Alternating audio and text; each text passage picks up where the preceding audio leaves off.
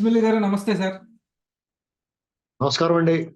Sir, Guntur MP Galla Jayadev గారు నిన్న ఒక సంచలనమైన విషయం బయటపెట్టారు. ఏంటంటే, సరే ఆయన రాజకీయాలకి కామా పెడుతున్నానని చెప్పారు. అదంతా ఓకే గాని అది కొంతవరకు ఆశించిందే. దేనికంటే ఆయన్ని ఫుల్‌గా టార్గెట్ చేశారు. వ్యాపారాలు అవి బాగా నష్టం వచ్చింది. అది ఓకే. కానీ ఆయన బయటపెట్టినటువంటి ఒక హాట్ టాపిక్ ఏంటంటే, ఈ వేధింపులన్నిట్లికి మెయిన్ కారణం కేంద్రంలోని బీజేపీ వారు.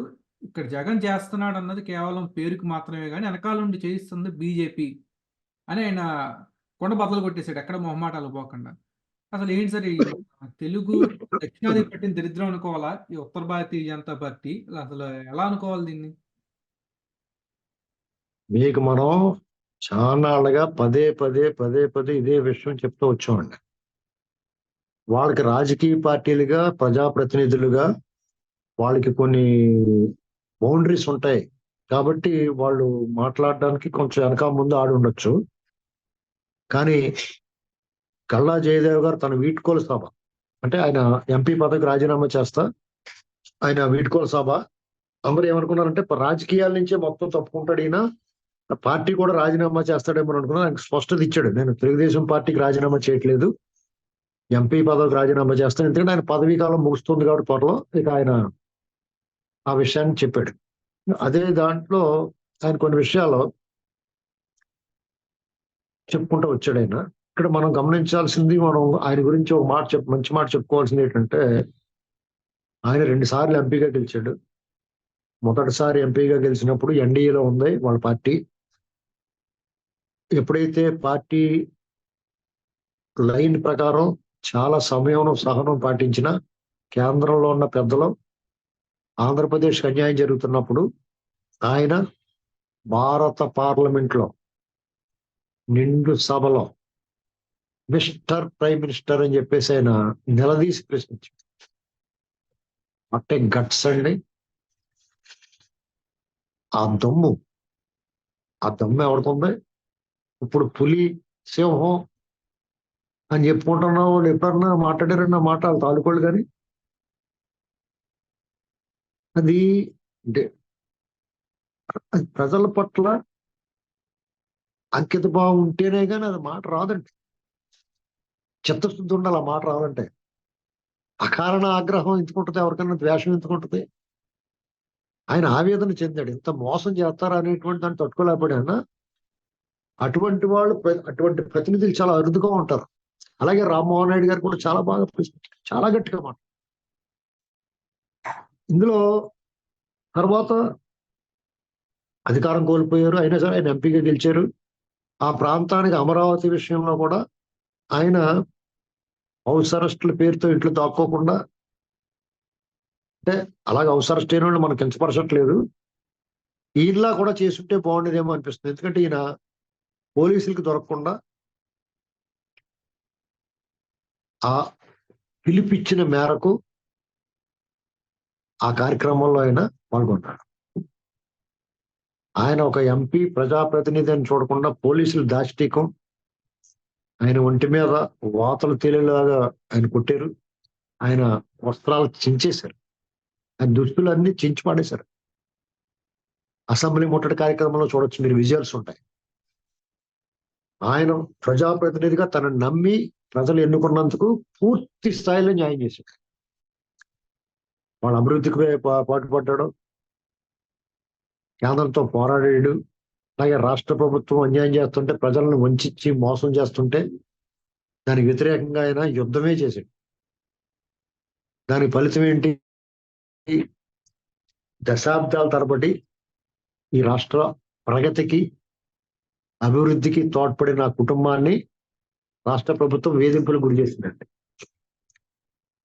ఎప్పుడూ లేని పొల్యూషన్ ఈ వంకలు పెట్టి వాళ్ళ వ్యాపారాన్ని దెబ్బతీయడానికి, ఆయన కంపెనీ మూయించేయడానికి కక్ష సాధింపు ధోరణికి వెళ్ళారు.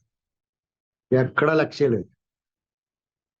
కొత్తగా పెట్టుబడి పెట్టాలనుకున్నది పొండాహే అని చెప్పేసి పక్క రాష్ట్రంలో పెట్టుకున్నాడు. ఆయనకి రెడ్ కార్పెట్ స్వాగతం పలికారు. ఇక్కడ ఆయన వల్ల రాష్ట్రానికి ఉపయోగమా, రాష్ట్రం వల్ల ఆయనకు ఉపయోగం అనేటువంటి చూసుకుంటే, అటువంటి పెట్టుబడి పెట్టి ఉపాధి కల్పించి అభివృద్ధికి తోడ్పడే వాళ్ళు రాజకీయ నాయకులైనా పెట్టుబడిదారులైనా రాష్ట్రం హక్కును చేర్చుకోవాలా, ప్రజలు ఆదరించాలా, గౌరవించాలా, అభిమానించాలా. ఇవన్నీ మానేసి ఆయన మీద నోటుకొచ్చినట్టు మాట్లాడి, పైగా ఆయన పెట్టుబడి ఇక్కడ అమ్మ పెట్టానేవద్దు అడుక్కు తినానేవద్దు అన్నట్టుగా ఇక్కడ పెట్టుబడి పెట్టడానికి ఆల్రెడీ ఉన్న వ్యాపార సంస్థలను ఇబ్బంది పెట్టేస్తుంటే ఆయన కొత్తగా పెట్టాలనుకున్నది, ఇక్కడే పెట్టాలనుకున్న దాన్ని పక్క రాష్ట్రం పట్టుకెళ్తే అదిగో మళ్ళీ రాష్ట్రం మీద ప్రేమ లేదు వీళ్ళకంట. దారుణం అండి అది. మాకు ఇక్కడ అవసరం లేదు, వాళ్ళు వెళ్ళిపోమని లేదు, మేమే వెళ్ళగొట్టామని కూడా మాట్లాడారు. సిగ్గు లేకుండా మాట్లాడారు, మేమే వెళ్ళగొట్టమని. వీళ్ళు ఏం చేద్దామని ఈ రాష్ట్రాన్ని. ఇవన్నీ ప్రజలు గమనించారు కాబట్టి వాళ్ళు చీ కొడుతున్నారు. ఈయనకి ఏమైందండి? ఏనుగు రోడ్డు మీద కుక్కలు మురుగుతాయి, ఏనుగుకి ఏమి ఇబ్బంది ఉంటుంది? కుక్కలకే నోరు నొప్పి వచ్చి మానేస్తాయి. ఇవాళ చాలా గౌరవంగా 10 మంది తను ఎన్నుకున్న ప్రజల సమక్షంలో చెప్పాడు ఆయన, నన్ను ఆదరించి అభిమానించిన మీ అందరికీ కృతజ్ఞతలు, నేను ఎంపీ పదవి రాజీనామా చేస్తాను, పార్టీలో అయితే కొనసాగుతానని చెప్పాడు స్పష్టంగా. ఇదే క్రమంలో అసలు ఇలాంటి అరాచకం, దుర్మార్గం ఎందుకు, ఎవరు ఎలా చేస్తున్నారు, ఏంటి దీని వెనకాల కుట్ర అనేటువంటి దాన్ని బయట పెట్టాడు. జగన్మోహన్ రెడ్డి గారికి అంత దొమ్మ ఎక్కడ ఉందండి? వెనకాల కొండంత అండగా ఉండబట్టి ఇన్ని అవినీతి కేసులు పెట్టుకుని అక్రమంగా ఆస్తులు సంపాదించి డే లైట్ రాబరీ చేసి వాళ్ళ నాన్న ముఖ్యమంత్రిగా ఉన్నప్పుడు, తర్వాత అందు మీద 100 రెట్లు ఇప్పుడు ఈయన దొబ్బేసింది. రాష్ట్ర సంపదను కొల్లగొట్టేశారండి వీళ్ళు. అసలు డే లైట్ పట్టపగల దోపిడీ చిన్న పదం, వీళ్ళ దోపిడీకి అసలు ఎలాగ ఆ పదాలు లేవు. వీళ్ళు చేసిన దోపిడీకి దాన్ని చెప్పడానికి పదాలు లేవండి. తెలుగు భాష ఏ భాషలోనే లేవు. వాళ్ళు అంత ధైర్యం దొమ్మ ఎక్కడి నుంచి వచ్చిందండి? ప్రజలంటే వెరుపు లేదు వాళ్ళకి. ప్రజలు మనం పడేసి బిస్కెట్లకు ఆశపడతారు, మనం వాళ్ళ చేతిలో వాళ్ళు మొసబర్చుకోవచ్చు అని ఒక నమ్మకం, గుడి నమ్మకం. వ్యవస్థలన్నీ మన అధీనంలో ఉంటే పైన ఉన్నవాడు మనకు అప్పచెప్పాడు, వాటిని యథేచ్ఛగా వాడుకోవాలి. ఇందులో గల్లా జయదేవ్ గారు వాళ్ళ కంపెనీల మీద దాడి చేయడానికి కారణం ఏంటంటే వాళ్ళ వ్యాపారాన్ని కబ్జా చేయడానికి. ఈ దేశంలో అదాని అనేటువంటి వాడు ఒక ఉన్నాడు. అతను స్వయంగా కష్టపడి సంపాదించుకుని మార్గం కాదు, అధికారాన్ని అడ్డం పెట్టుకుని వాళ్ళ తాలూకు మనుషులు అధికారంలో ఉంటే వాళ్ళని అడ్డం పెట్టుకుని ఎదట వాళ్ళ ఆస్తుల్ని, వ్యాపారాలని, వాళ్ళ సంపదని దోచుకునే ఒక దొంగ, ఒక రకంగా చెప్పాలంటే వాళ్ళని అడ్డం పెట్టుకుని. వీళ్ళ వ్యాపారం కూడా అనేక పోర్ట్లు, ఎయిర్పోర్ట్లు ఎలా దొబ్బేశాడు, వ్యాపారాలు ఎలా లాగేసుకుంటున్నారు, బ్యాంకులకి ఎలా ఎగ్గొట్టేస్తున్నారు. వెంటనే బ్యాంకులకి ఎగ్గొట్టేసిన వెంటనే ఆ బ్యాంకుల్ని వేరే వాళ్ళు విలీనం చేసేసుకుంటారు, అలా కాపాడుతూ ఉంటారు పైన. వీళ్ళకి రెడ్ కార్పెట్ వేస్తూ ఉంటారు. అలాగే వీళ్ళ వ్యాపారాన్ని కూడా దెబ్బ కొడతా ఉన్నారు, దెబ్బ కొట్టారు కూడా. అమరాన్ బ్యాటరీస్ అంటే ఈ దేశంలోనే కాదు, ప్రపంచవ్యాప్తంగా వాటికి నెంబర్ 1 ప్లేస్ ఉందండి.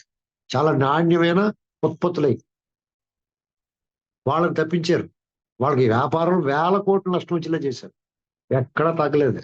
దొమ్మ అంటే అది ఏమండి, దొమ్మ అంటే అది. ఊరికే నంగిగా మాట్లాడతా, చేతులు పిసుకుంటా, పొట్లాలు కడతా, పచ్చి అబద్ధాలు మాట్లాడతా, ప్రజలను మోసం చేస్తా, ప్రజల సొమ్ము దోచుకుంటా, మేము తోపులు తురుములో ఉంటాం, అది కాదండి దొమ్ము.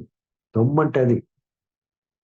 వాళ్ళ వ్యాపారం వాళ్ళు చేసుకుంటారు. వాళ్ళ వ్యాపారాన్ని ఎంత క్లిష్ట పరిస్థితుల్లో, కష్ట సమయంలో కూడా వాళ్ళు విస్తరించుకోగలుగుతున్నారు. చచ్చినట్టు ఆ నాణ్యత, క్వాలిటీ, నువ్వు నిలబడు, నిజాయితీగా ఉండు, క్వాలిటీ ఉత్పత్తులు ఇవ్వు, ఖచ్చితంగా ఈ ప్రపంచం నిన్ను ఆదరిస్తుంది అనేటువంటి దానికి లైవ్ ఎగ్జాంపుల్. చచ్చినట్టు మళ్ళా వీళ్ళు తీసుకోవాల్సి వచ్చింది. ఇక్కడ అతను విజేత, జన హృదయ విజేత, వ్యాపార సామ్రాజ్యంలో అగ్రగణ్యుడు విజేత. అక్కడ కూడా అంటే వ్యాపారంలోను, వ్యవహారంలోను, రాజకీయంలో కూడా ఆయన విజేత. కాబట్టి ఆయన విజయగాథగా చెప్పుకోవాలి దీన్ని. డెఫినెట్ గా కష్టపడ్డారు, ఇబ్బంది పడ్డారు, కష్టాలు కలకాలం ఉండవండి. ఇప్పుడు క్రైసిస్ వస్తుంది, మీకు అలా వచ్చినప్పుడు తలగునోడే ధీరుడు, వీరుడు, సూర్యుడు అని కీర్తిస్తారు ప్రపంచం. తాత్కాలిక కష్టం వచ్చినా నీ అచీవ్మెంట్ తర్వాత నువ్వు సాధించిన ప్రగతి, నీ ఏదైనా సరే సాధనమున సమకూరు ధరలోన అంటారు. అసాధ్య సాధకుడు అయినప్పుడు ఆ వ్యక్తి పరిపూర్ణుడవుతాడు, విశ్వ విజేత కాగలుగుతాడు, అతను జనాల హృదయాలను గెలుచుకోగలుగుతాడు, ప్రశంసలు పొందగలుగుతాడు. ఆ స్థితికి ఆయన చేరుకున్నాడు.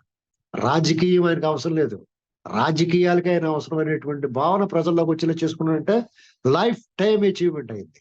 ఇంతకన్నా మనం ఆయన గురించి మాట్లాడలేం. చూద్దాం సార్, ఆయన కామానే పెట్టానంటున్నారు. మళ్ళీ త్వరగా ఆయన వ్యాపార సామ్రాజ్యాన్ని విస్తరించుకుని తిరిగి మరి ఎక్కడి నుంచి పోటీ చేస్తారో వారి ఇష్టం. వారికి శుభాకాంక్షలు, శుభాభినందనలు తెలియజేద్దాం సార్. ధన్యవాదాలు.